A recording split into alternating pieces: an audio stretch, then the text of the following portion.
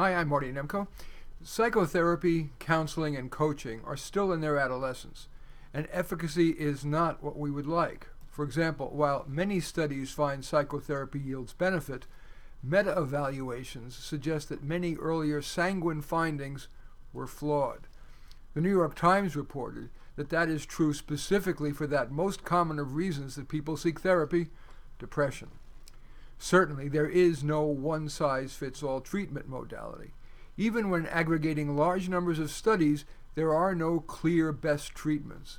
Meta-evaluation indicates that they're, on average, equally effective, and all treatment modalities have significant percentages of clients who were worse after therapy. So, mental health practice remains as much art as science. The best practitioners are skilled in a range of tools, selecting those that seem appropriate in the situation. And crucially, good practitioners maintain what I call an experimental mindset, ever observing what is and isn't working, so that as appropriate, a tool can be added or replaced. Any honest mental health professional will acknowledge that their preferred modality is, by itself, sufficiently effective with only a subset of clients.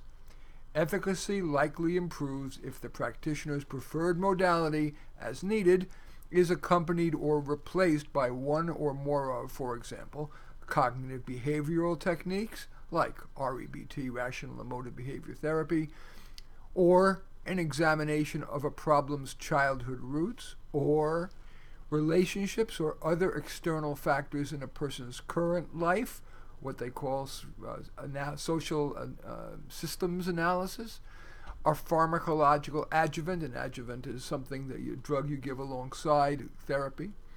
Exposure therapy for phobias, that is progressive, little by little exposure to something closer and closer to what the person is afraid of. Behavior modification, that's rewards and punishments. Stress reduction techniques like deep breathing, and plain old problem solving, with the counselor asking questions to try to elicit solutions from the client, perhaps the counselor making tactful suggestions and or assigning homework that the client might do to identify possible solutions, for example, in choosing a career, in managing their procrastination, in addressing a sex problem, whatever. The takeaway?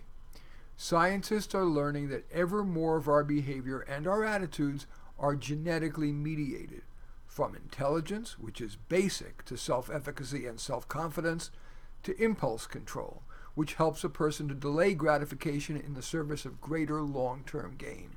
For example, avoiding substance abuse, or completing the long training necessary to become a psychotherapist.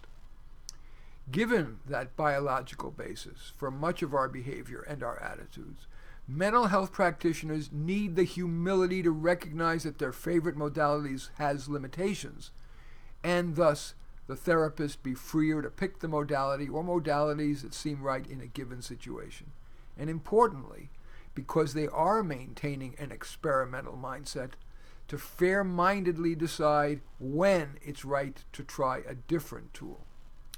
And if you are a consumer of psychotherapy, of some other form of counseling or coaching, do give a plus to practitioners who at least claim significant expertise in multiple treatment modalities.